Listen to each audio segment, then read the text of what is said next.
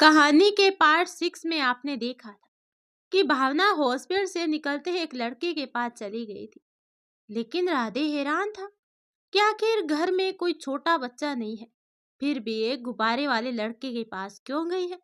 राधे तो बस उसे देखता रहा। भावना ने मासूमी से राधे की तरफ देखकर उसे इशारे से गुब्बारे दिलाने के लिए कहा। राधे ने जब भावना को देखा तो उसे लगा कि कोई छोटी सी बच्ची उसे गुब्बारे दिलाने की जिद कर रही है। राधे ने उस गुब्बारे वाले से उसके पूरे गुब्बारे ले लिए और भावना को पूरे गुब्बारे दे दिए। भावना वो गुब्बारे देकर किसी छोटे बच्चे की तरह खुश हो रही। राधे ने मुस्कुराकर कहा, अब घर चले? तो भावना ने हाँ में अपना सर हिला दिया। राधे ने उसका हाथ पकड़ा और उसे अपने साथ ले जाने लगा, पर अगले ही पल भावना एकदम से रुक गई। उसने राधे का हाथ खींचते हुए कहा कि मुझे गोला खाना है। राधे ने हैरान होकर भावना की तरफ देखा, जिसकी नजरें कहीं और थी। राधे ने तुरंत भावना की नजरों का पीछा किया तो वहां पर एक गोले वाला था। भावना के चेहरे की खुशी देख राधे भावना के साथ वहीं चल दी। उसने एक गोला लिया और भावना को पकड़ा दिया। और आप? भावना ने राधे से पूछा। राधे ने तुरंत जवाब दिया, तुम्हें बताया तो था ना, मुझे ज्यादा मीठा पसंद नहीं है। भावना ने राधे की एक ना सुनी और उसकी तरफ अपना गोला बढ़ाकर कहा, देखिए एक बार, ये बहुत अच्छा है। राधे ने मना करना चाहा पर कर नहीं पाया। राधे ने वो खा लिया। इसके बाद भावना खाने लगी। राधे मुस्कुराते उसे देख रहा था और उधर संदर्भ को तो प्रिंसा के साथ टाइम स्पेंड करने का मौका नहीं मिल रहा था और प्रिंसा जानबूझकर उसे मौका दे भी नहीं रही थी। वो काकी के साथ बिजी थी। अब राधे और भावना वापस घर आने के लिए गाड़ी में जैसे ही बैठे, ड्राइवर ने तुरंत गाड़ी आगे बढ़ा दी। भावना ने तुरंत राधे के कंधे पर अपना सर रखते हुए कहा, घर जाना जरूरी है क्या? हम कहीं घूमने नहीं जा सकते? भावना ने मासूमी से कहा। राधे मुस्कुरा दिया। उसने मुस्कुराकर भावना से पूछा, कहाँ जाना है तुम्हें? जहां आप ले चलो, कहकर भावना ने अपनी आंखें बंद कर ली। राधे ने तुरंत ड्राइवर को कुछ इशारा किया और गाड़ी ने अपनी स्पीड पकड़ ली। भावना की आंखें कब लगे उसे पता ही नहीं चला। राधे ने तुरंत प्रिंसा को फोन करके बता दिया कि वो आज घर नहीं आ पाएंगे। प्रिंसा ने कुछ भी नहीं कहा और फोन रख दिया। काफी देर के बाद गाड़ी शहर के बाहर एक छोटे से घर के सामने आकर रुकी। भावना सो चुकी थी। राधे ने उसे अपनी बाहों में उठाया और गाड़ी से बाहर निकल गई। उसने ड्राइवर से वापस जाने के लिए कह दिया। ड्राइवर ने हाँ में अपना सर हिलाया और वहां से चला गया। राधे भावना को लेकर उस घर के अंदर चला गया। वो घर बाहर से जितना खूबसूरत था, उससे कहीं ज्यादा अंदर से भी था। राधे ने भावना को एक कमरे में बेड पर लिटा दिया और खुद किचन में जाकर भावना के लिए खाने के लिए कुछ बनाने लगा। लगभग आधे घंटे के बाद भावना की नींद खुली। खुद को अनजान जगह पाकर भावना एकदम से घबरा गई। अगले ही पल भावना के रूम का दरवाजा खुला और हाथ में खाना लिए राधे रूम के अंदर आया। राधे को सामने देख भावना ने चैन की सांस ली। राधे भावना के करीब आया और उसने भावना की तरफ खाना बढ़ा दिया। तभी भावना ने पूछा, ये अपने किसके घर पर आ गए? तो राधे बोला, ये हमारा ही घर है, पापा ने बनवाया था। राधे ने धीमी आवाज में कहा। भावना ने तुरंत राधे का हाथ पकड़ लिया और प्यार से बोली, रुचि की याद आ रही है? तो राधे ने धीरे से हाँ में अपनी गर्दन हिला दी। अब काफी रात हो चुकी थी और राधे ने भावना से धीरे से कहा, तुम सो जाओ, सुबह मैं तुम्हें हमारा घर दिखाऊंगा। तभी भावना बोली कि मुझे नींद नहीं आ रही, क्यों ना हम अभी घर देख लें। भावना ने खुश होकर कहा। अब राधे और भावना कमरे से बाहर निकल गए। राधे भावना को अपना घर दिखाने लगा। बाहर से भले ही वो घर छोटा दिख रहा था, पर अंदर से वो बहुत बड़ा था। यहाँ सफाई कौन करता है? भावना ने अचानक ही राधे से पूछा। राधे ने भावना की तरफ देखते हुए कहा, रोहित हर हफ्ते आता है यहाँ की सफाई करवाने में। आज बहुत दिनों के बाद आया हूँ। तुमने जब कहा कि तुम्हें वहां जाना है जहां मैं तुम्हें ले जाना चाहूँ, तो बस एक यही जगह थी जहां मैं तुम्हें बहुत पहले ले जाना चाहता था, इसीलिए मैं तुम्हें यहीं ले आया, राधे ने कहा। तो भावना मुस्कुरा दी। अगली सुबह अचानक ही राधे का फोन बज पड़ा। फोन की आवाज सुनते ही राधे जल्दी से उठा और उसने तुरंत फोन रिसीव कर लिया। फोन सकाल का था और फिर उसने भावना की तरफ देखा। भावना को सोता देख राधे ने एक चैन की सांस ली। फिर वो उठ के तुरंत बाहर चला गया। उसने जल्दी से फोन अपने कान से लगाया और धीरे से कहा, इस समय फोन क्यों किया? स्काल ने तुरंत कहा, बॉस, वो आदिल का पता चल गया है। वो सहस्त्रजीत के साथ उसके घर पर ही है। यह सुनकर राधे ने स्काल से कड़े शब्दों में कहा, उन पर नजर रखना। तुम्हारी नजरों के सामने से वो दोनों हटने नहीं चाहिए, वरना, समझ गए ना? सकाल की जुबान तुरंत लड़खड़ा गई। उसने जल्दी से अपनी लड़खड़ाती जुबान को संभाला और कहा, जी बॉस। यह सुनकर राधे ने तुरंत अपना फोन वापस रख दिया और वापस से रूम की तरफ बढ़ गई। कुछ घंटों के बाद राधे भावना के साथ वहां से निकल चुका था। रास्ते पर भावना ने अपना सर राधे के कंधे पर ही रखा हुआ था। साथ ही उसने अपनी आंखें भी बंद रखी थी। उसे ऐसे देख राधे ने परेशानी से पूछा, तुम ठीक हो ना? तो भावना ने बिना आंखें खोले ही हाँ में अपना सर हिला दिया। अब राधे ने भावना का माथा छू कर देखा, पर सब नॉर्मल ही था। लेकिन भावना ने धीरे से कहा, मैं जब भी ज्यादा लंबे सफर पर जाती हूँ तो मुझे अजीब लगता है। पता नहीं, पर चक्कर भी इसी वजह से आते हैं। मुझे ऐसी गाड़ियां अच्छी नहीं लगती। ये सब तरफ से बंद रहती है, मुझे घुटन होती है बहुत, और अजीब अजीब सी फीलिंग आती है। इसलिए आंखें बंद करके इन सबको इग्नोर करने की कोशिश करती हूँ। तो कैसी गाड़ी पसंद है तुम्हें? राधे ने तुरंत भावना से पूछा। तो भावना ने तुरंत जवाब दिया कि पापा की बाइक। पर अगले ही पल उसकी आंखों में आंसू आ गए। यह देखकर राधे ने तुरंत गाड़ी रोक दी। गाड़ी रुकते ही भावना ने अपनी आंखें खोलकर राधे की तरफ देखा और कहा, पापा ने सिर्फ मेरे लिए ही बाइक ली थी। मुझे मुझे सिवाय बाइक के कोई गाड़ी पसंद नहीं। तभी राधे ने मुस्कुराकर भावना के आंसू पोंछे और कहा, तो तुमने मुझे पहले क्यों नहीं बताया? तो भावना ने मासूमी से राधे की तरफ देखा और कहा, मुझे लगा कि ये जरूरी नहीं। जब से माँ पापा मुझे छोड़कर गए, मैं इतना लंबा सफर कभी किया ही नहीं। भावना ने उदास होकर कहा। उसकी आंखें फिर नम हो गई। राधे ने तुरंत भावना को अपने गले से लगाकर कहा, माँ पापा हमें छोड़कर कभी नहीं जाते। वो हमारे पास ही रहते हैं जब तक उन्हें ये विश्वास नहीं हो जाता कि उनके बच्चे अब खुश हैं और आगे भी रहेंगे। और तो और, वो तुम्हें रोते हुए भी देख रहे होंगे। राधे ने कहा तो राधे से अलग होकर हिरानी से राधे की तरफ देखा। उसकी आंखों में अब भी आंसू की बूंदें चमक रही थी। राधे ने भावना के आंसू को पोंछकर उसके गाल को चूमते हुए धीरे से उसके कान में कहा, तुम्हारी आंखों में आंसू भी अब मुझे बेचैन कर रहे हैं। भावना ने यह सुना और उसने तुरंत अपने आंसू को पोंछ लिया। भावना की नादानी देखकर राधे खुद को मुस्कुराने से नहीं रोक पाया और उसे वहीं बैठने का बोल के खुद गाड़ी से बाहर आ गया। राधे ने किसी को कॉल किया और कुछ देर बात करने के बाद उसने कॉल कट कर दिया और वापस से भावना के पास आ गया। काफी देर तक राधे ने गाड़ी स्टार्ट नहीं की तो भावना ने राधे की तरफ देखकर कहा, मैं ठीक हूँ, अब हम चल सकते हैं। भावना ने मासूमी से कहा। तभी राधे ने भावना की तरफ देखा और मुस्कुरा कर कहा, बस कुछ देर और। कुछ देर के बाद ही वहां रोहित आ गया।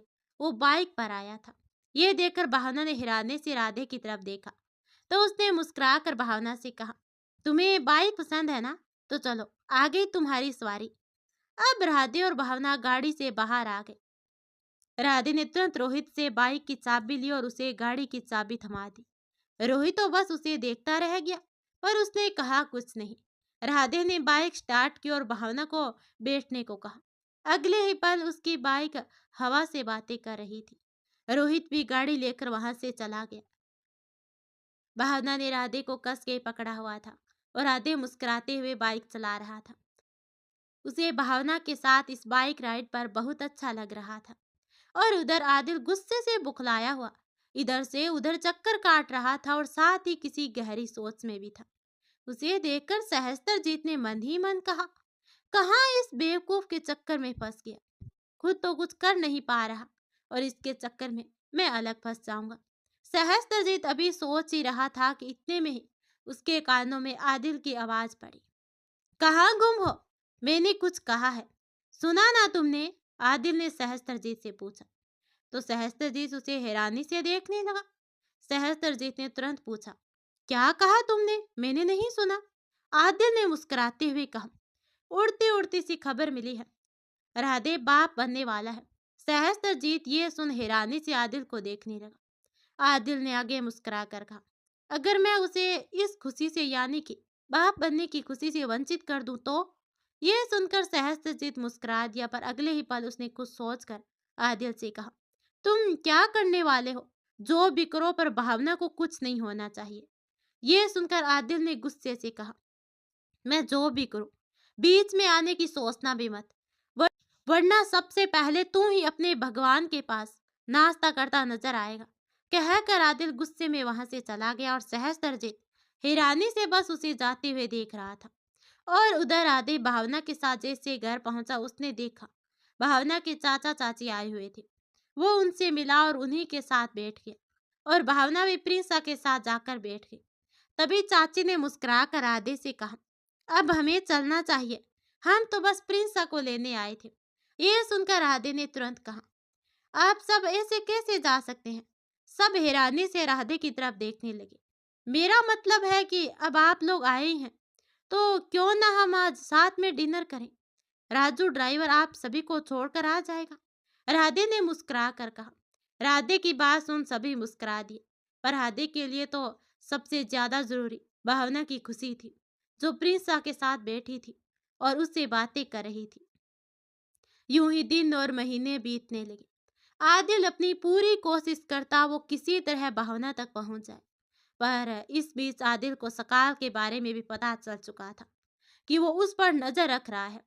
राधे ने तो पहले ही अपनी फैमिली के लिए सिक्योरिटी टाइट कर रखी थी, जिससे आदिल ने अपनी चालाकी से अकेले सकाल को धोखा दे दिया, पर वो राधे की सिक्योरिटी के बीच से भावना तक पहुंच नहीं पाया। ये बहुत बार हुआ। अब तो आदिल का दिमाग इस हद तक खराब हो चुका था कि वो जिस भी समय भावना के पास पहुंचे वो बिना एक पल गवाए ही उसकी जान ले ले। उसने अपने आदमियों को रुचि का पता लगाने के लिए भेज दिया, क्योंकि वो जानता था राधे के लिए सबसे पहले उसकी बहन है, और वो भी एक कारण थी सेडो के इस हालत की। पर रुचि का तो कोई पता नहीं चल पा रहा था, और राधे ने रुचि से कोई कांटेक्ट ही नहीं रखा था, और ना ही उसने कभी रुचि से बात करने की कोशिश की, जिससे आदिल को कुछ पता नहीं लग रहा था कि रुचि है कहाँ। दूसरी तरफ राधे को रुचि की खबर तो थी, पर वो उससे फोन पर बात नहीं करता था, क्योंकि उसके ऐसे भी दुश्मन बहुत थे जो उसे कुछ ना कर पाने पर उसके परिवार को ही टारगेट करते थे, और रुचि पर हमले भी हो चुके हैं। इसलिए उसकी सेफ्टी का इंतजाम तो राधे ने पहले ही कर रखा था। तो इस वक्त वो नव के साथ थी, जिस पर राधे आंख बंद करके भरोसा करता था, वरना वो ऐसे किसी के भी साथ रुचि को नहीं भेजता था। नामुमकिन।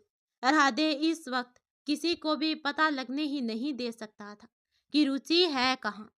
वो दिन भी आ गया जिसका इंतजार संदर्भ को ना जाने कब से था। राधे के घर पर संदर्भ की शादी की तैयारियां चलने लगी। भावना तो प्रिंसा के लिए घर जाना चाहती थी, पर राधे इस वक्त घर पर अकेला ही था। इसीलिए भावने इसीलिए भावना राधे के साथ ही रुक गई। संदर्भ के मम्मी पापा अपने किसी काम की वजह से वक्त पर नहीं आ पाए थे, और ना ही राधे के दो और छोटे चाचा आए थे, और ना ही उनके आने की कोई उम्मीद नजर आ रही थी। और राधे का तो मानना था, जो आए उसे दुआ सलाम, और जो भाव खाए उसका यहाँ क्या काम। ना ही उनके आने की कोई उम्मीद नजर आ रही थी, और तो उनको हमारा दूर से ही राम राम। हल्दी और मेहंदी की रस्में हो चुकी थी। संगीत के दिन बहुत से मेहमान आ गए। राधे के तीनों चाचा और चाचियां, साथ में उनके बच्चे भी आए हुए थे, जो राधे से उम्र में ज्यादा छोटे नहीं थे। राधे सिर्फ संदर्भ और उसके माँ पापा को ही मानता था। बाकी के दोनों चाचा तो शुरू से ही राधे को कुछ खास पसंद नहीं थे। उनके बच्चे भी बिल्कुल उन्हीं की तरह ही थे। एक चाचा जिनका नाम अनूप चौहान था, उनके दो बच्चे थे, अनन्या और अंकुश। दोनों ही बहुत ही ज्यादा बदतमीज, और दूसरे चाचा, उनका नाम अग्रेंद्र था। उनका एक ही बेटा था जिसे उन्होंने अपने सर पर चढ़ा रखा था। उसका नाम अरुल चौहान था। जिद्दी, साथ ही बहुत ज्यादा बिगड़ा हुआ। राधे से तो वो बचपन से ही चिढ़ता था, क्योंकि राधे बचपन में ही हर चीज में उससे आगे था, और आज भी वो सबसे आगे ही है। सबके अचानक से आ जाने से राधे हैरान था। उसे तो उम्मीद नहीं थी उनके आने की। राधे ने सबका स्वागत किया और साथ ही भावना को भी बाकी सभी से मिलवाया। भावना से मिलकर कोई कुछ खास खुश नजर नहीं आ रहा था। आन्या तो ऊपर से नीचे भावना को ही घूर रही थी। भावना को उसका घूरना पसंद नहीं आया, पर फिर भी उसने आन्या को इग्नोर कर दिया और बाकियों से मिलने लगी। आन्या के बगल में ही अंकुश था। उसने अजीब तरह से मुस्कुराकर कहा, नमस्ते भाभी जी। भावना जवाब में सिर्फ हल्का सा मुस्कुरा दी। भावना को तो उनमें से किसी से भी मिलकर अच्छी वाली फीलिंग नहीं आई, क्योंकि कोई भी भावना से खुश होकर नहीं मिला और उनकी मुस्कुराहट एकदम बनावटी लग रही थी। सभी अंदर चले गए। लास्ट में भावना जैसे ही अरुल के सामने आई, अरुल ने एक नजर भावना के ऊपर से नीचे तक देखा और मुस्कुराते हुए बोला, ये कलर आप पर बहुत अच्छा लग रहा है। अरुल ने कुछ और बोलने के लिए मुंह खोला ही था, कितने में ही राधे भावना के सामने आया और उसने अरुल को घूरते हुए कहा, भाभी है तुम्हारी और पहली बार मिल रही हो तो प्रणाम या नमस्ते करने की जगह फालतू बकवास क्यों कर रहे हो। राधे ने कहा तो अरुल राधे की बात सुनकर मुस्कुरा दिया और उसने बेशर्मी से मुस्कुरा कर कहा, खूबसूरत चीज की तारीफ करना तो अरुल चौहान की फितरत में है। कहकर अरुल ने वापस से एक नजर भावना की तरफ देखा। तभी उसके कानों में राधे की कठोर पर धीमी सी आवाज पड़ी, अपनी हद में रहोगे तो यहाँ रहो, वरना अगर तुमने जरा सी भी अपनी हद पार की तो मेरी हद को बेहद होते देखकर तुम्हारी रूह कांप जाएगी। राधे की बात सुनकर अरुल को बहुत गुस्सा आया, पर राधे ने उसे पूरी तरह से इग्नोर कर दिया और भावना का हाथ पकड़कर उसे वहां से ले गया और अरुल वहीं खड़ा गुस्से से अपने दांत पीसता रह गया। तभी उसके पास आन्या और अंकुश आ गए। अंकुश ने अरुल को गुस्से में देखकर पूछा, क्या हुआ भाई। अरुल ने अपना सर हिला दिया और कहा कि कुछ भी नहीं। चलो, कहकर अरुल भी आन्या और अंकुश के साथ अंदर आ गया। सभी अपने में व्यस्त हो गए। तभी भावना ने मौका पाते ही राधे से कहा, मुझे प्रिंसू के संगीत में जाना है। भावना ने मुंह बनाया और उदास होकर राधे की तरफ देखा। राधे ने भावना की मासूम सी शक्ल की तरफ देखा, जिसे वो मना भी नहीं कर सकता था और उसे ऐसे में अकेले भी नहीं छोड़ सकता था। राधे ने कुछ सोचा और फिर भावना की तरफ देखकर मुस्कुरा दिया। राधे ने तुरंत अपना फोन निकाला और किसी को कॉल कर दी। कुछ देर फोन पर बात करने के बाद उसने फोन रखा और भावना की तरफ देखकर कहा, डन, अब तुम तुम्हारी प्रिंसू के संगीत में जा सकती हो। भावना ये सुनकर एकदम से खुश हो गई। उसने तुरंत अपने कदम आगे बढ़ाते हुए कहा, चलिए। तभी राधे ने तुरंत भावना का हाथ पकड़कर अपनी तरफ खींच लिया। राधे ने तत्काल से इस शहर का एक बड़ा हॉल संगीत के लिए बुक कर लिया। साथ ही उसने प्रिंस और उसकी फैमिली को भी वहीं शिफ्ट करवा दिया। अब बाकी की रस्में दोनों फैमिली में एक साथ होनी थी। राधे ने बहुत जल्दी ही सारी तैयारियां कर ली थी। शाम होते होते सब रेडी हो चुका था। साथ ही फंक्शन भी स्टार्ट हो चुका था। जूली भी आ चुकी थी और वो भावना के साथ ही थी और साथ में उसका पूरा ख्याल भी रख रही थी। संगीत की रस्में चल रही थी। राधे के सारे कजन तो एकदम से स्टेज पर छा गए थे। भावना तो बस साइड में खड़ी देख रही थी, क्योंकि इस वक्त जूली की परफॉर्मेंस थी। भावना साइड में खड़ी मुस्कुरा रही थी। धीरे धीरे संगीत की रस्में भी खत्म हो चुकी थी। रात सभी वहीं रुके। अब अगले दिन बारात राधे के घर से यहीं आनी थी और उधर आदिल को संदर्भ की शादी का पता तो लग गया था, तो वो भी कुछ कर नहीं पा रहा था। इसलिए उसका दिमाग अलग खराब हो रहा था। कितने महीने हो गए थे वो कुछ नहीं कर पा रहा था और दूसरी तरफ राधे अपनी फैमिली की वजह से शांत था भी, पर यह शांति शायद आदिल को मंजूर नहीं थी। इसलिए उसने अपने आदमियों के साथ का शादी में घुसने का प्लान बना लिया। साथ ही उसने अपने भाई का पता लगाकर उसे किसी सुरक्षित जगह पर भेज दिया था। पर राधे तो राधे है, भले ही वो शांत था पर आदिल की हर हरकत पर उसकी पैनी नजर थी। आदिल ने जैसे ही शेडो को शिफ्ट किया, उसके फौरन बाद ही राधे ने शेडो को वापस से दूसरी जगह शिफ्ट कर दिया। पर आदिल इन सब से अनजान शादी में घुसने का प्लान बना रहा था। आदिल को लग रहा था कि उसने इस काल को धोखा दे दिया। जबकि धोखा तो सकाल ने आदिल को दिया था, वो भी राधे के कहने पर, जिससे वो आदिल के हर हरकत पर नजर रखने के साथ साथ उसके आगे बढ़ते कदम को जानकारी दे सके। अगले दिन राधे के घर में बारात निकलने की तैयारियां चल रही थी और आदिल अपने प्लान के साथ एकदम से रेडी था। आदिल हॉल के बाहर अपने आदमियों के साथ कैटर्स के कैटर्स की ड्रेस में था। साथ ही उसने अपना हुलिया पूरी तरह से चेंज कर लिया था, जिस वजह से कोई उसे पहचान ना पाए। उसने ठीक पीछे सेम ड्रेस में सकाल था। उसने भी अपना हुलिया चेंज कर रखा था और उसकी नजरें आदिल और उसके सारे आदमियों पर थी। कुछ ही देर में वहां बहुत सारे आदमी आ गए। सकाल ने उन्हें कुछ इशारा किया और इशारा पाते ही वे सभी आदिल के हर एक आदमी के पीछे हो गए। आदिल अंदर जाने में कामयाब हो गया और उसके पीछे सकाल के आदमी भी अंदर चले गए। बारात वहां पहुंच गई थी और कुछ ही देर में वो लोग वहां पहुंचने ही वाले थे। राधे ने अपने कान में ब्लूटूथ लगाया हुआ था और सकाल से आदिल की खबर ले रहा था।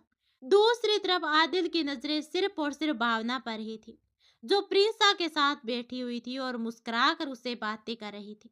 राधे ने जब सुना कि आदिल की नजरें भावना पर ही थी, तो उसे बहुत गुस्सा आया। उसने मन ही मन कहा, लगता है अपने भाई को कंधा देने की इच्छा नहीं है इसकी। जितना मैं इसकी जिंदगी बढ़ा रहा हूँ, उतना ही ये कैंची लेकर उसे काटने में लगा हुआ है। राधे ने सख्त लहजे में सकाल से कहा, आदिल भावना से दूर ही रहे।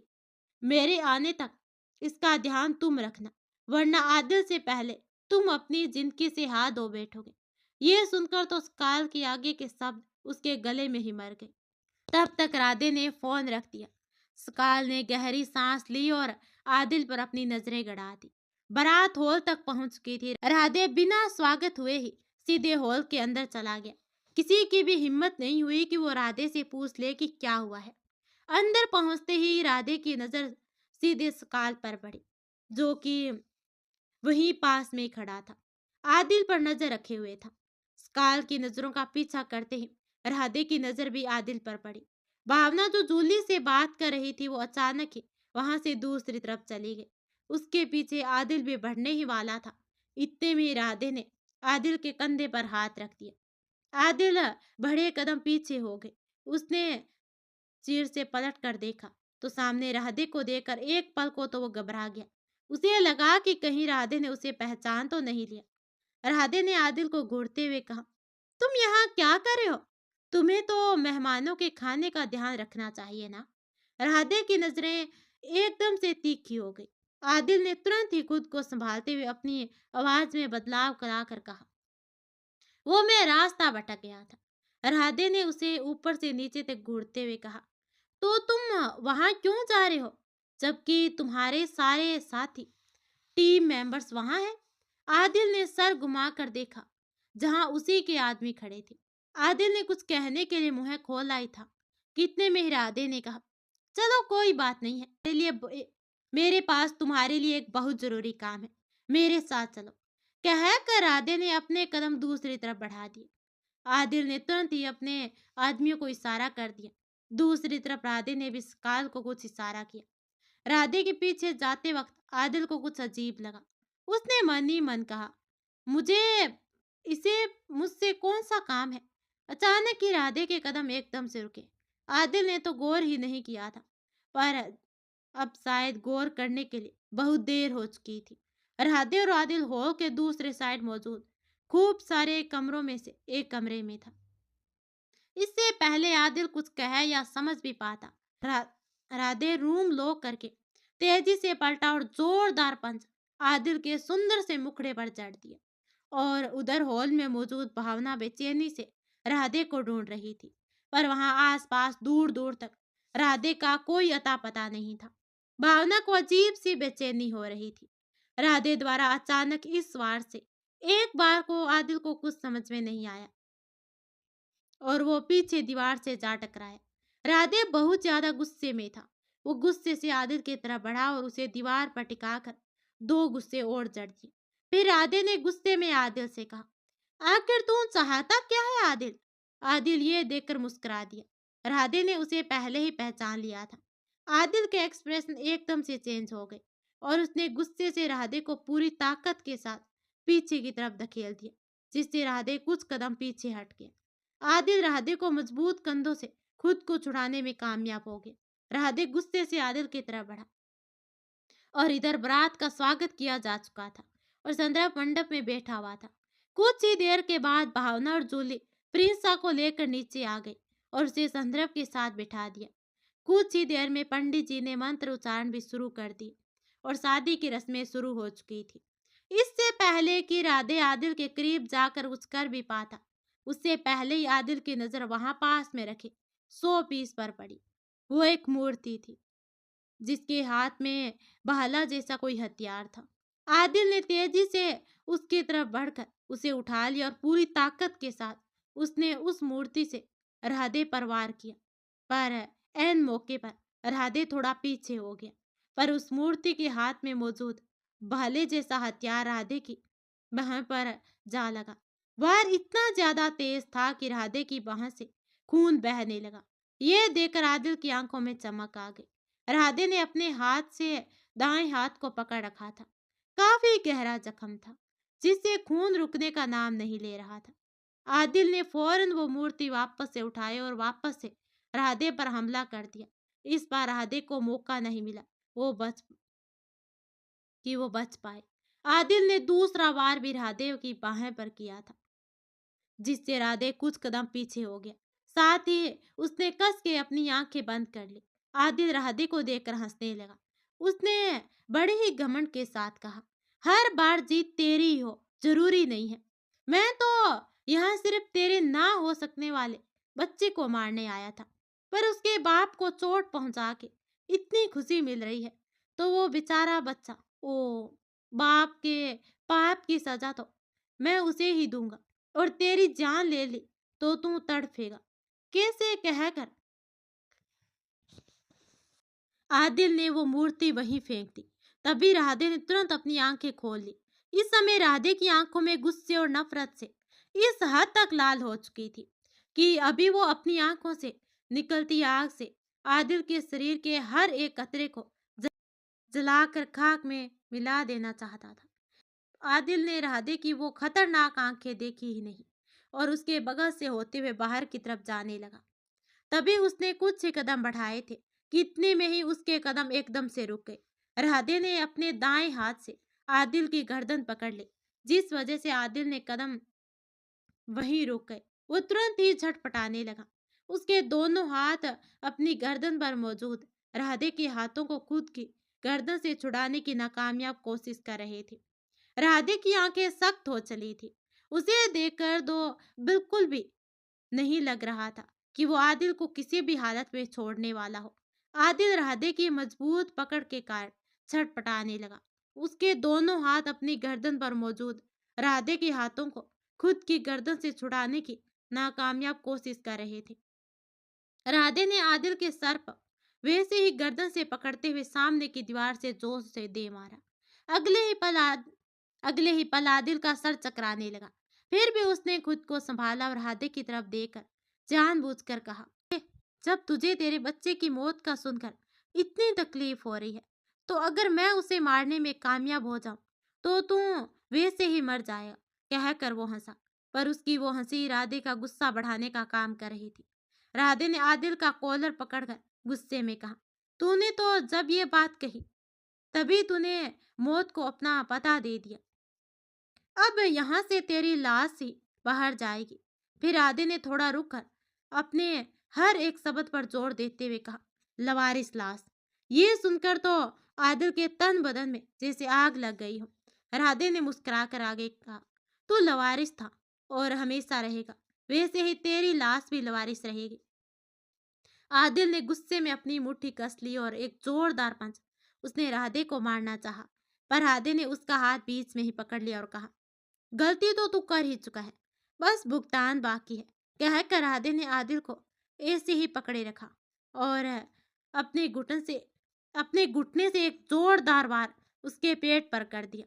पहले ही पल आदिल अपना पेट पकड़कर घुटनों के बल बैठ गया और राधे ने एक और पंच आदिल के मुंह पर जड़ दिया। वो भी निडाल हो गया और उधर शादी की काफी रस्में हो चुकी थी, लेकिन भावना अब भी बेचैनी से राधे को ढूंढ रही थी। सकाल आदिल के सारे आदमियों को अपने आदमियों के साथ मिलकर बाहर कर चुका था। बिना किसी को खबर हुए वे सभी अब राधे की गिरफ्त में थी। सकाल अपना काम पूरा करते ही राधे और आदिल जिस कमरे में अंदर थे वहीं आकर खड़ा हो गया और राधे का इंतजार करने लगा। और इधर आदिल जैसे जमीन पर गिरा, राधे ने उसकी छाती पर लात रखकर कहा, राधे के जितने भी दुश्मन हैं उनके जिंदा रहने का राज सिर्फ इतना ही है कि वो राधे से दूर रहते हैं और राधे की फैमिली से और भी ज्यादा दूर रहते हैं। कहकर राधे आदिल की तरफ झुका और गुस्से से बोला, और जिनके जीने की इच्छा नहीं होती वह वही लोग हैं जो राधे और उसकी फैमिली के पास आने की हिम्मत करते हैं। कहकर राधे ने गुस्से से एक लात आदिल की छाती पर मारी और वहां से बाहर निकल गया। बाहर निकलते ही उसे स्काल दिखा। स्काल की नजर जैसे ही राधे की बाहें पर लगे जख्म पर पड़ी, वो तुरंत राधे की तरफ बढ़ा, पर राधे ने उसे हाथ के इशारे से रोक दिया और कहा, उसे देखो, अगर एक भी सांस उसके अंदर बाकी रह गई है तो वो भी छीन कर उसे कहीं लवारिस की तरह फेंक आओ। और हाँ, चेक करना मत भूलना कि उसके सांसें कहीं चल तो नहीं रही है, वरना बेकार में ही वो अपने भाई की तरह हॉस्पिटल की एक और बेड भर देगा। स्काल ने तुरंत ही अपना सर हिला दिया और राधे अपने तेज कदमों के साथ सबसे नजर बचाकर हॉल के बाहर चला गया। पर बहुत देर राधे को ढूंढती भावना की निगाहें राधे को हॉल से बाहर जाते हुए देख लिया था। वो भी तुरंत ही राधे के पीछे हॉल के बाहर चली गई। राधे जैसे ही अपनी गाड़ी के करीब पहुंचा, उसने तुरंत ही अपनी गाड़ी से अपना एक्स्ट्रा रखा हुआ काले रंग का शर्ट निकाल लिया, इससे पहले कि वो गाड़ी का दरवाजा बंद करके पलट भी पाता। भावना ने एकदम से राधे की बाहें पकड़कर कहा, ये क्या हुआ, कैसे हुआ? उसने अपनी नजरें उठाकर राधे की तरफ देखा जो नॉर्मल था, पर भावना की आंखों में आंसू देख उसने फौरन ही उसे अपने गले से लगा लिया और कहा, ये कुछ भी नहीं है, तुम तो देख ही रही हो कि मैं तुम्हारे सामने एकदम सही सलामत हूँ। अब भावना ने राधे को घूरा, उसकी आंखों में अब भी आंसू थे। उसने राधे की बाहें की तरफ इशारा करते हुए कहा, पर मुझे ऐसा क्यों लग रहा है? राधे ने भावना के सवाल का कोई जवाब नहीं दिया, तो भावना ने तुरंत ही कहा, अभी के अभी हॉस्पिटल चलिए। कहकर वो जाने के लिए एकदम तैयार थी।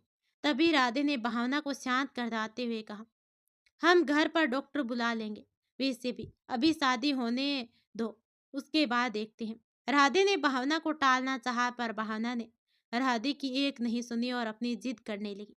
तभी वहां अरुल आ गया। जब उसने उन दोनों को वहां देखा तो वो भी उनकी तरफ बढ़ गया। अरुल को देखते ही राधे ने अपने हाथ में पकड़ी शर्ट अपने कंधे में ऐसे डाल ली कि जिससे उसका जख्म छुपा रह गया। अरुण ने राधे और भावना के करीब आकर कहा, शादी तो अंदर चल रही है, आप दोनों बाहर क्या कर रहे हैं? राधे ने मुस्कुराकर जवाब दिया, मुझे मेरी वाइफ के साथ टाइम स्पेंड करना था। आखिर ना जाने कितनों घंटों के बाद वो मुझसे दूर थी। कुछ पल की खामोशी के बाद राधे ने आगे कहा, अब क्या तुम हमें अकेला छोड़ सकते हो? अरुण की आंखें छोटी हो गई। उसने फौरन ही भावना की तरफ देखा जिसने अपना सर झुका रखा था, जिससे उसके चेहरे के भाव का कुछ पता नहीं चल पा रहा था। राधे ने जब अरुण को भावना को घूरते देखा तो उसने दोबारा अपने शब्दों पर जोर देते हुए कहा, अरुण, तुम्हारे कान काम तो कर रहे हैं ना, या फिर इलाज की जरूरत है? ये सुनकर अरुण ने तुरंत ही राधे की तरफ देखा जो उसे देखकर मुस्कुरा रहा था। अरुण ने गुस्से में राधे को घूरा और पैर पटकता हुआ वहां से चला गया। अरुण के वहां से चले जाने के बाद राधे ने भावना की तरफ देखा जिसने अब भी अपना सर झुकाया हुआ था। राधे ने तुरंत ही भावना को अपने करीब खींच लिया और उसका चेहरा अपनी तरफ किया तो देखा उसकी आंखों से लगातार आंसू बह रहे थे। राधे ने तुरंत ही भावना के आंखों में आए हुए आंसू पोंछते हुए कहा, मैं तुम्हारे सामने ही डॉक्टर को फोन कर देता हूँ, वो आकर देख लेंगे, तुम जाओ। अ, तुम्हें याद है ना, तुम्हारी प्रिंसू की शादी है आज? तो भावना ने मासूमी से अपना सर हिला दिया। राधे ने डॉक्टर को कॉल करके वहीं बुला लिया और भावना को अंदर जाने के लिए कहा, तो भावना ने मना करते हुए कहा, मुझे अभी आपके साथ ही रहना है, आपको मेरी ज्यादा जरूरत है। तभी भावना ने राधे का हाथ पकड़ा और उसे वहां पास में मौजूद एक कमरे में ले गई और राधे को बिठाकर उसकी चोट को साफ करने लगी। राधे बस भावना को एकटक देख रहा था। राधे से ज्यादा तो भावना को दर्द हो रहा था। वो इतना डर डर के राधे की बाहें पर लगे खून को साफ कर रही थी, जिसे देखकर राधे के होठों पर मुस्कुराहट आ गई। वो जैसे भूल ही गया था कि उसे चोट लगी है। वो तो बस अपनी मासूम सी पत्नी को देख रहा था। तभी वहां डॉक्टर आ गए और भावना तुरंत ही राधे से थोड़ी दूर हो गई। और उधर अरुल राधे की बात से चिढ़ गया था। अरुल को राधे के मुंह से निकले एक भी शब्द पसंद नहीं थे, और आज तो अरुल को राधे पर और भी ज्यादा गुस्सा आ रहा था। वो भी पता नहीं क्यों। हॉल के बाहर साइड वाले कमरे में राधे, भावना और डॉक्टर थे। डॉक्टर राधे के हाथ की ड्रेसिंग कर रहे थे और भावना वहीं शांति से खड़ी एक टक बस राधे को देख रही थी। राधे की नजरें भी रह रहकर भावना पर ही जा रही थी। कुछ देर के बाद ही डॉक्टर वहां से चले गए। उनके जाते ही राधे ने तुरंत अपनी शर्ट चेंज करी। भावना के साथ वो भी उस कमरे से बाहर आ गया। शादी की सारी रस्में हो चुकी थी। विदाई का भी समय हो चुका था। राधे और भावना भी सभी के बीच पहुंच चुके थे। विदाई के बाद सभी राधे के घर पर ही रुकने वाले थे कुछ दिन। इसीलिए राधे भावना के साथ दूल्हे दुल्हन के स्वागत और शादी के बाद होने वाली रस्मों की तैयारी के लिए पहले से ही चला गया था। विदाई हो चुकी थी, सभी मैरिज हॉल से निकल चुके थे। जब सभी घर पहुंचे तो राधे और भावना ने सभी का स्वागत किया। भावना ने राधे से कहा कि वो आराम करे, वो सारे काम खुद ही काकी के साथ मिलकर कर लेगी। पर राधे तो उल्टा उसे ही वहां से कमरे में जाने का आराम करने के लिए कहने लगा। इसीलिए भावना खामोशी से राधे के साथ मिलकर उसकी मदद करने लगी। बारी बारी से सारी रस्में खत्म हो चुकी थी। अब भावना राधे के पास चलेगी और कहने लगी, मुझे कभी कभी डर लगता है। तभी राधे ने मुस्कुराकर भावना से पूछा, तुम्हें किस बात का डर लगता है? तो भावना ने धीरे से कहा, आपको खोने का। फिर उसने आगे कहा, आपको किसी ने जानबूझकर ये चोट पहुंचाई ना? मुझे पता है ऐसा ही है, पर मुझे आप पर पूरा भरोसा है कि आप खुद को कुछ होने नहीं देंगे, वरना मैं भी। बस बहुत हुआ, राधे ने थोड़ी तेज आवाज में कहा। तो भावना ने झट से अपनी आंखें खोली और राधे की तरफ देखते हुए उसने धीरे से कहा, सच में अगर आप नहीं तो मैं भी नहीं। बोलते ही भावना की आंखों में आंसू आ गए। राधे ने तुरंत भावना के होठों पर अपने हाथ रखते हुए कहा, ये कैसी बातें कर रही हो? तुम्हें पता है ना मुझे कुछ नहीं होगा। राधे ने भावना के चेहरे को अपने हाथों में भरते हुए कहा। उसके आंसू को पोंछकर उसके सर से सर टिका कर कहा, तुम्हें पता है ना तुम्हारे आंसू कितने तकलीफ देते हैं मुझे। फिर क्यों?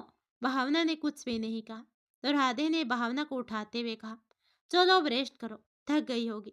तभी भावना ने अपना सर हिला दिया और चुपचाप जाकर बेड पर लेट गई और बोली, क्या हुआ? आप इतने अच्छे हैं, फिर आपको कोई चोट कैसे पहुंचा सकता है? भावना की बात सुनकर राधे ने मुस्कुराकर कहा, मैं और अच्छा? तो भावना ने मासूमी से हाँ में अपनी गर्दन हिला दी। राधे ने भावना का सर सहलाते हुए कहा, पर हर किसी को अच्छा राधे पसंद नहीं, इस, इसलिए वो मुझे बुरा बनने पर मजबूर कर देते हैं। तभी भावना बोली, मुझे आपके बारे में सारी बातें जाननी है। क्या आप मुझे बताओगे? क्या सब आपसे पहले से ही इतना डरते थे? क्या आपको ऐसी चोट और भी कभी आई है? भावना ने राधे की आंखों में देखते हुए कहा और फिर राधे के चोट पर हल्का हाथ से सहलाने लगी। यह सुनकर राधे खामोश हो गया। फिर कुछ पल की खामोशी के बाद राधे ने कहा, जानना है? क्या सच में तुम्हें जानना है मेरे बारे में? तो भावना ने किसी छोटे बच्चे की तरह तेजी से अपना सर हिला दिया और ना चाहते हुए भी राधे अपनी पुरानी यादों में खो गया और भावना को बताने लगा अपने बारे में, राधे के बारे में। राधे राधे जब छोटा था तब उसकी मम्मी उसे प्यार से चुटरू कहकर पुकारती थी, और अगर राधे को उसकी माँ के अलावा कोई और गलती से भी चुटरू कह दे तब तो राधे का गुस्सा उस पर भड़क उठता था। रुचि तो कभी कभी जानबूझकर राधे को चुटरू कहकर चिढ़ाती थी, पर राधे बचपन से ही उसे बहुत ज्यादा प्यार करता था, इसलिए वो चाहे कुछ भी कहे उसे कभी बुरा नहीं लगता था। तब राधे की पूरी फैमिली का राधे के घर आना जाना रहता था। बचपन से ही सिवाय संदर्भ के राधे को कोई पसंद नहीं करता था, पर राधे को इन सब से कोई भी मतलब नहीं था। वो तो बस अपने मम्मी पापा और बहन से ही मतलब रखता था। कभी कभी नव भी अपने पापा के साथ राधे के घर आता था। तब राधे नव से इतना करीब नहीं था जितना कि अब है। नव सबसे ज्यादा रुचि के ही करीब था। पर जब नव के मम्मी पापा का एक्सीडेंट हुआ और वे दोनों हमेशा हमेशा के लिए नव को छोड़कर चले गए, तब नव एकदम खामोश सा रहने लगा और राधे के पापा नव को अपने साथ घर ले आए थे। जब राधे को नव के बारे में पता चला तो वो रुचि के साथ साथ उसका भी ख्याल रखता था। नव ज्यादा दिनों तक राधे और रुचि के साथ नहीं रह पाया, पर उन कुछ दिनों में ही वो उन दोनों से जुड़ सा गया था। राधे के पापा ने नव की पढ़ाई स्टार्ट करवा दी थी। वो हॉस्टल में रहकर अपनी पढ़ाई करने लगा। राधे के पापा ने उसके लिए हर चीज की व्यवस्था कर दी थी, जिससे भविष्य में नव को कभी भी कोई परेशानी ना हो। बहुत खुश था राधे अपनी छोटी सी फैमिली के साथ। फिर राधे की जिंदगी में वो दिन आ ही गया जब उससे उसकी सारी खुशियां छीन ली गई। उसके मम्मी पापा उसे छोड़कर गए। उसकी बहन पर इन सब पर बहुत बुरा असर पड़ा। राधे बहुत खुश था अपनी छोटी सी फैमिली के साथ। पर फिर राधे की जिंदगी में वो दिन आ ही गया जब उससे उसकी सारी खुशियां छीन ली गई। उसके मम्मी पापा उसे छोड़कर गए और उसकी बहन पर इन सब का बहुत बुरा असर पड़ा। राधे की पूरी फैमिली उसके घर पर आई। जब राधे की मम्मी पापा की अंतिम विदाई हो गई, साथ ही उसके बाद सारे काम के बाद भी राधे के 3 चाचा और चाचियां कुछ दिन वहीं रहे। इन सब के बीच राधे इतना तो समझ ही गया था कि उसके प्रिय चाचा चाची उसके और उसकी बहन के अकेले होने का फायदा उठाना चाहते थे। पर उसने कहा कुछ नहीं। कुछ दिनों के बाद उसके एक चाचा ने राधे को अपने साथ और रुचि को राधे के दूसरे चाचा के साथ भेजने की बात कही। पर राधे अपनी बहन से अलग बिल्कुल भी नहीं रहना चाहता था। माँ पापा को तो वो खो ही चुका था, अब उसके सिवाय था ही कौन। पर इससे पहले राधे कुछ कहता, अरुल की गुस्से से भरी आवाज आई, मैं राधे के साथ नहीं रहूंगा, ये हमारे घर नहीं जाएगा। अरुल की माँ गुस्से में उसे खींचकर वहां से ले गई। तभी संदर्भ के पापा ने अपने भाइयों से कहा, अगर तुम दोनों इन्हें एक साथ नहीं रख सकते तो मैं इन दोनों को अपने साथ ले जाऊंगा। ये सुनकर संदर्भ बहुत खुश हुआ, पर राधे ने तुरंत ही अपने तीनों चाचा से साफ शब्दों में कह दिया कि उसे किसी के सहारे की कोई जरूरत नहीं है। वो अपना और अपनी बहन का ख्याल खुद ही रख लेगा। अपने मम्मी पापा को एक साथ खो देने के बाद रुचि वैसे भी बीमार रहने लगी थी। उसे आसपास का कोई होश नहीं था। वो बस अपने में ही मस्त रहती। ऐसे में राधे अपनी बहन को अकेले कैसे छोड़ सकता था। उस वक्त राधे को वहां खड़े किसी भी शख्स पर भरोसा नहीं था। राधे के तीनों चाचाओं ने उसे समझाया, पर राधे अपनी जिद पर अड़ा रहा। फिर उसके दोनों चाचा गुस्से में अपनी बीवी और बच्चों के साथ वहां से चले गए। संदर्भ के पापा ने एक आखिरी बार कोशिश की राधे को समझाने की, पर राधे नहीं माना। तो वो राधे को अपना ख्याल रखने के साथ ही जरूरत पड़े तो फोन करने के लिए कहकर चले गए। राधे सिर्फ 17 साल का था जब उसने अपने पापा की कंपनी को संभाला। राधे सिर्फ 17 साल का था जब उसने अपने पापा की कंपनी को संभालना शुरू किया था। शुरू में तो सबने सोचा कि अब कंपनी डूब ही जाएगी, पर राधे ने छोटी सी उम्र में ही अपने पापा की कंपनी को बहुत अच्छे तरीके से संभाल लिया। 6 महीने में ही उसने सारा काम सीख भी लिया। साथ ही उसकी कंपनी पहले से ज्यादा प्रॉफिट में थी। राधे घर पर रुचि को काकी के भरोसे ही छोड़कर जाता था। बचपन से ही काकी ने रुचि और राधे का ख्याल रखा था, इसीलिए राधे को उन पर शुरू से ही भरोसा था। राधे ने जब अपनी कंपनी अच्छी तरह से मैनेज कर ली तो रुचि के इलाज के लिए कई डॉक्टर्स के पास गया, पर कहीं कोई फायदा नहीं हुआ। कुछ महीने यूं ही बीत गए और इसी बीच राधे की कंपनी को एक बहुत बड़ा प्रोजेक्ट मिला, जिस पर पहले से ही सहस्त्रजीत के साथ साथ और भी बहुत लोगों की नजरें थी, क्योंकि वो प्रोजेक्ट पूरे 50 करोड़ का था। और जब वो प्रोजेक्ट राधे को मिल गया तो बहुत से लोग काफी हद तक उससे चिढ़ चुके थे और सहस्त्रजीत तो गुस्से से भर उठा और पहुंच गया राधे की कंपनी में। तब सहस्त्रजीत को हर कोई जानता था, किसी की हिम्मत नहीं थी कि कोई उसे रोक ले। वो सीधे राधे के केबिन में घुस गया। उसके गार्ड्स बाहर ही रुक गए। राधे अपने सामने सहस्त्रजीत को देखकर चौंक गया। उसने भी उसके बेहद सारे किस्से सुन रखे थे, पर राधे ने खुद को नॉर्मल ही रखा और अपनी चेयर से उठ खड़ा हुआ। सहस्त्रजीत ने राधे की तरफ देखते हुए शांत लहजे में कहा, तुम पाटिल वाले प्रोजेक्ट को छोड़ दो। सहस्त्रजीत ने लगभग राधे को ऑर्डर ही दे दिया। राधे ने भी उसी तरह जवाब दिया, मैंने इसके लिए मेहनत की थी और मैं ये प्रोजेक्ट किसी कीमत पर नहीं छोड़ूंगा। राधे की बात सुनकर सहस्त्रजीत एकदम से बौखला गया और उसने राधे से ऊंची आवाज में कहा, तुझे पता है ना किसके सामने खड़ा है तू? 2 मिनट नहीं लगेंगे तुझे यहाँ से गायब करवाने में। राधे ने सहस्त्रजीत की बात सुनते ही उसे घूर कर देखा और वापस अपनी जगह पर बैठते हुए बोला, करो गायब मुझे, मैं भी देखूं 2 मिनट में कैसे गायब करते हो। राधे जो कि सहस्त्रजीत से कुछ साल ही छोटा था, पर उसका उससे ना डर था और उसे चैलेंज करना सहस्त्रजीत का गुस्सा बढ़ रहा था। सहस्त्रजीत ने अपनी पॉकेट से गन निकाले और एकदम राधे के सामने जाकर उसके सर पर गन तानते हुए बोला, तू जिंदा रहेगा तब तो देखेगा ना कि कैसे गायब करते हैं। सहस्त्रजीत के कुछ करने से पहले ही राधे ने अपने हाथ से सहस्त्रजीत के हाथ को एक राउंड पूरा घुमाकर उसके हाथ से गन छीन ली। सहस्त्रजीत एकदम से राधे के रिएक्शन से हैरान था।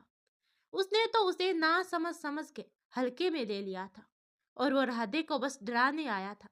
उसका उसे नुकसान पहुंचाने का कोई इरादा नहीं था। पर अब तो सब कुछ एकदम उल्टा होता दिखाई दे रहा था। अब सहस्त्रजीत की गन उसी पर तनी हुई थी। राधे ने शांत लहजे में कहा, यहाँ नया हूं समझकर तू मुझे यहाँ डराने आ गया। पर राधे किसी से डरता नहीं है, मुझसे दूर रहो तो ही अच्छा होगा तुम्हारे लिए। सहस्त्रजीत ने राधे से वापस से गन छीनने की कोशिश की, पर छीन नहीं पाया। राधे ने साफ शब्दों में कहा, खुद मेहनत करो और प्रोजेक्ट हासिल करो और आइंदा राधे के रास्ते में आने की कोशिश बिल्कुल भी मत करना। कहते हुए राधे ने वापस से पेन उठाया और उसकी नोक जोर से सहस्त्रजीत के पैर पर घोंप दी। एक तेज चीख केबिन के बाहर तक सुनाई दी, पर गार्ड्स को लगा कि वो चीख राधे की है, इसलिए किसी ने कुछ रिएक्ट नहीं किया। राधे ने तुरंत सहस्त्रजीत का मुंह दबाते हुए कहा, अगर तुझे ऐसे ही जाने दिया तो तू समझेगा कि मैं कुछ कर नहीं सकता, इसलिए तेरे हाथ में छोटा सा डेमो दे दिया जाए। अगर पिक्चर देखना हो तो दोबारा मुँह मारने आ जाना, पर मुँह की खानी भी तुझे ही पड़ेगी। राधे ने उसके गाल पर हल्के से 2 बार थपकी देते हुए कहा, याद रखना बात मेरी, और ये तेरी गन मैं रख लेता हूँ गिफ्ट समझकर। आखिर आखिर पहली जीत हुई है मेरी, एक गिफ्ट तो बनता ही है। वैसे रिटर्न गिफ्ट तो मैंने भी दिया है, अगर नहीं पसंद हो तो एक और दूं। कहते हुए राधे ने दोबारा से अपना पेन उठा लिया, पर सहस्त्रजीत एकदम से पीछे होते हुए बोला, कोई जरूरत नहीं है, मेरी जरूरी मीटिंग है, तुम्हें तो मैं बाद में देखता हूँ। कहकर वो जाने लगा तो राधे ने कहा, अभी भी कुछ देखना बाकी रह गया है क्या? सहस्त्रजीत को बेहद गुस्सा आ रहा था, पर उसने खुद को शांत ही रखा और एक नजर अपने हाथ की तरफ देखा जहां राधे ने पेन से उस पर हमला किया हुआ था। सहस्त्रजीत ने अपने हाथ को देखते हुए अपने दांत पीस लिए और तुरंत ही वहां से बाहर निकल गया। उसके गार्ड्स भी उसके पीछे पीछे चल दिए। सहस्त्रजीत के जाने के बाद राधे ने अपने हाथ में मौजूद गन की तरफ देखा, फिर उसे वहीं टेबल पर पटक दिया और अपना सर पकड़कर बैठ गया। बहुत देर तक वो खामोश ही रहा। पहली बार किसी के साथ ऐसा व्यवहार किया था उसने। सहस्त्रजीत को राधे से ऐसी उम्मीद बिल्कुल भी नहीं थी। वो गुस्से से अपने घर के बड़े से हॉल में चक्कर काट रहा था कि इतने में ही उसकी दूसरी पत्नी लता उसके पास आई और उसकी तरफ पानी का गिलास बढ़ाते हुए एकदम से धीमी आवाज में बोली, पानी। सहस्त्रजीत ने जैसे अपनी पत्नी को अपने सामने देखा, उसने बिना कुछ सोचे खींच के एक थप्पड़ अपनी पत्नी के गाल पर मार दिया। वो थप्पड़ इतना जोर का था कि लता का सिर सीधे जाकर पास रखे टेबल से टकरा गया और उसके माथे से खून बहने लगा। सहस्त्रजीत ने लता को उसके बालों से पकड़कर उठाया। लता के दोनों हाथ अपने बालों पर थे। वो उन्हें सहस्त्रजीत की पकड़ से छुड़ाना चाहती थी, पर छुड़ा ना सकी। लता ने कसकर अपनी आंख बंद कर रखी थी। उसके चेहरे पर उसका दर्द साफ दिखाई दे रहा था। सहस्त्रजीत के दिल को तो जैसे सुकून ही मिल गया हो अपनी पत्नी को दर्द में देखकर। सहस्त्रजीत ने हल्के से मुस्कुराते हुए लता के गाल पर उंगली फेरते हुए कहा, तुम्हें पता है ना तुम यहाँ क्यों हो? फिर बार बार मेरे सामने अपनी मनहूस शकल क्यों ले आती हो? कहकर सहस्त्रजीत ने लता को वापस से जमीन पर पटक दिया। लता ने धीरे से कहा, हालांकि उसके शब्द उसका साथ नहीं दे रहे थे सर चकराने की वजह से, फिर भी उसने कहा, आपने ही तो कहा। बस इतना ही कह पाई थी कि वो सहस्त्रजीत ने उसे एक लात मारते हुए अपने आदमियों से कहा, इसकी जबान चलने लगी है, आज के बाद मुझे ये दिखनी नहीं चाहिए। और उधर राधे अपने ऑफिस में भी ज्यादा बिजी रहने लगा था, जिसके चलते वो रुचि को बहुत कम वक्त दे पाता था। कुछ दिनों के बाद ही राधे रुचि को हैदराबाद के एक डॉक्टर के पास ले जाने वाला था। रुचि तो घूमने जाने के नाम से बहुत खुश थी। राधे रुचि के साथ हैदराबाद के लिए निकल चुका था। राधे रुचि के साथ बैक सीट पर बैठा था और सामने ड्राइवर और रोहित के पापा प्रशांत बैठे हुए थे। राधे को थोड़ी उम्मीद थी कि यहाँ से शायद उसे कोई अच्छी खबर मिल जाए। वहां पहुंचकर उसे निराशा ही लगी। वहां के डॉक्टर ने बिना रुचि की सही हालत जाने कह दिया कि ये लड़की तो ऐसे ही मर जाएगी। इतना सुनना था कि राधे ने आव देखा न ताव और जमा दिया उस डॉक्टर के मुंह पर अपना एक जोरदार गुस्सा। वहां खड़ी नर्स भी डर के 2 कदम पीछे हो गई। राधे उस डॉक्टर की बकवास सुनकर बौखला गया था। वो डॉक्टर थोड़ा पीछे हो गया और लगभग अपनी कुर्सी से गिरते गिरते बचा। उस डॉक्टर ने खुद को संभालते हुए कहा, ये तुम क्या कर रहे हो? पिया, तुम पुलिस को फोन करो। उस डॉक्टर ने अपने पास में खड़ी नर्स से कहा। रुचि भी डर के दूसरी तरफ को सिकुड़ कर बैठ गई। रुचि से आवाज सुनकर अंदर से आवाज सुनकर ड्राइवर और प्रशांत भी अंदर आ गए। राधे डॉक्टर की बात सुनकर गुस्से से उसकी तरफ बढ़ा। वो उसे फिर से मारने वाला था कि इतने में ही प्रशांत ने उसे रोक लिया और खींचते हुए उसने डॉक्टर से माफी मांगी। और राधे उस डॉक्टर को खा जाने वाली नजरों से घूर रहा था, जिससे वो डॉक्टर भी घबरा गया। नर्स अब भी डर कर वैसे ही खड़ी थी। प्रशांत राधे को वहां से बाहर ले गया। प्रशांत के कहने पर ड्राइवर भी रुचि को लेकर बाहर आ गया। वे सभी तुरंत वहां से निकल गए। राधे का मूड बहुत ज्यादा खराब था। गाड़ी अपनी स्पीड पर चल रही थी और राधे बस रुचि को ही देख रहा था, जो वहां बैठी बैठी अपनी डॉल से बात करती और फिर खिलखिलाकर हंसने लगती। अचानक ही ड्राइवर ने एक जोरदार ब्रेक के साथ गाड़ी रोक दी और जिस वजह से रुचि लगभग गिरते गिरते बची। ये देखकर राधे ने गुस्से में ड्राइवर को गाड़ी से बाहर निकलने के लिए कहा। ड्राइवर राधे का गुस्सा देखकर सहम गया। कुछ ऐसा ही हाल प्रशांत का भी हो गया। इससे पहले कि राधे ड्राइवर को गुस्से में गाड़ी से बाहर फेंक देता, बाहर से किसी ने कोई राधे की खिड़की खटखटाने लगा। ये देखकर राधे ने शीशा नीचा किया तो वहां एक आखिर कौन था राधे की गाड़ी की खिड़की खटखटाने वाला? ये जानने के लिए अगला पार्ट जरूर देखना। धन्यवाद।